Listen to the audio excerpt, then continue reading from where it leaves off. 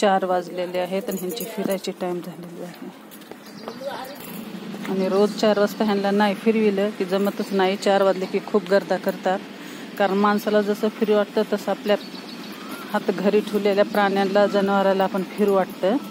त्याच्यामुळे 2 टाइम ह्यांची ड्युटी असते आमची, ह्यांना फिरवायची. ही आपले पिल्ले घेऊन फिरायली बघा. आणि सकाळपासून असं ऊन सावली कारण पाऊस सुरू झालेला आहे. आणि खूप अशी गरमी व्हायली आणि इतकं कडक ऊन पडले बघा.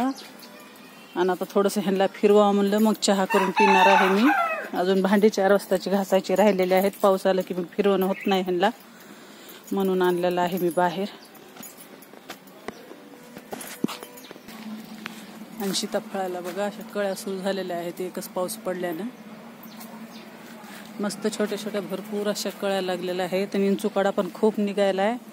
कारण आमच्या बाजूला थोडी शेती असल्यामुळं त्या दिवशी एकसारखे 3-4 साप असे निघले आहेत दारामध्ये.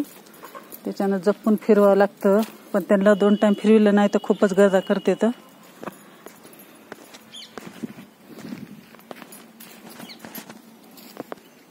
ह्याचं फिरविण चालू आहे. तर बघा हे कसं लक्ष देऊन बघायला चौकट.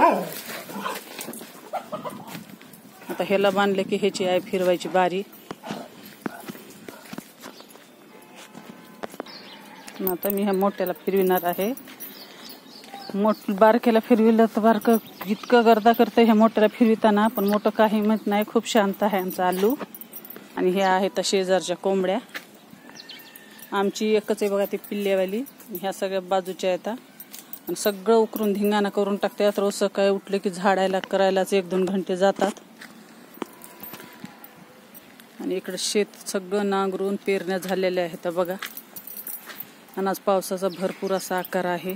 सकाळपासून खूप ऊन पडलंय आणि गरमी बी भरपूर व्हायली.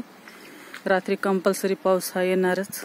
तर चला आता मी जात आहे घरात. आता करून पिणार आहे चहा. तर आजच्या ब्लॉगमध्ये एवढंच. भेटूया उद्या दुसऱ्या ब्लॉगमध्ये. सबस्क्राईब माय चॅनल.